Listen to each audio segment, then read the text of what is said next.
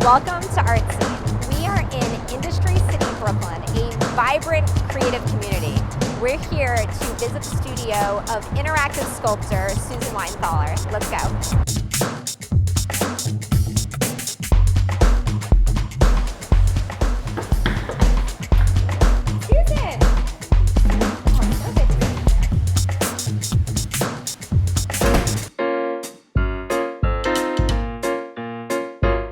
Susan, how did you first decide to make interactive artwork?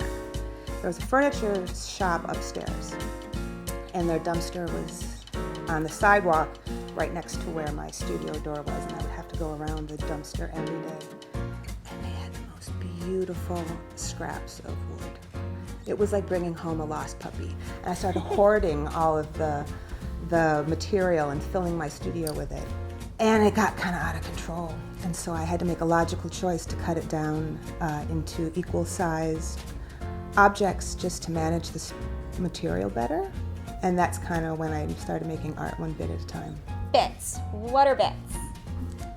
Bits are infinitely flexible sculpture.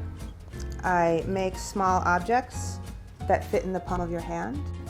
They can be any depth, they can be any material. There's a magnet on the back of the bit. So I mix different materials together. You touch them. So the That's viewer nice thing. gets to interact and move and change the bits around. That's the whole point. The whole point is that my audience gives it life. I have art moving all over the world right now with no batteries. I love that. So what are some of the interesting materials you've been exploring lately? Probably my favorite material of all time are mirrors, and I employ them in a lot of different collections because what's nice is it brings the audience and the environment into the work of art as well. So when I've angled the bits and put mirrors on them, it literally deconstructs your reflection.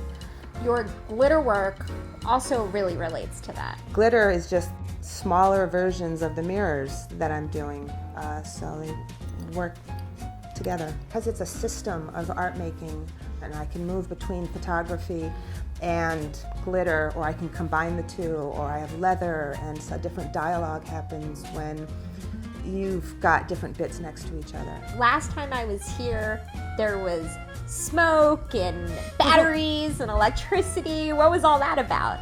I was drawing with electricity. That's pretty darn cool. Felt like Frankenstein. Yeah, it's great. It looked a little bit like that.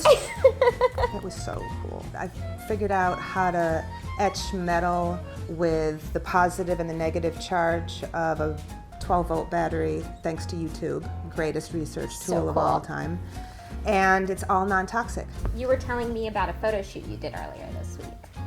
I went to Times Square and I shot at night.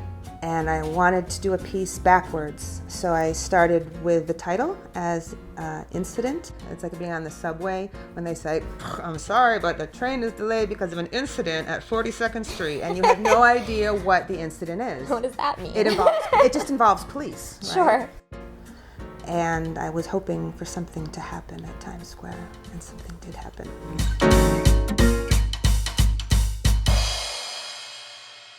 Thanks so much for having us by your studio and letting me help share your work with everyone. My sincere pleasure. And thank you for joining us. We look forward to seeing you next time.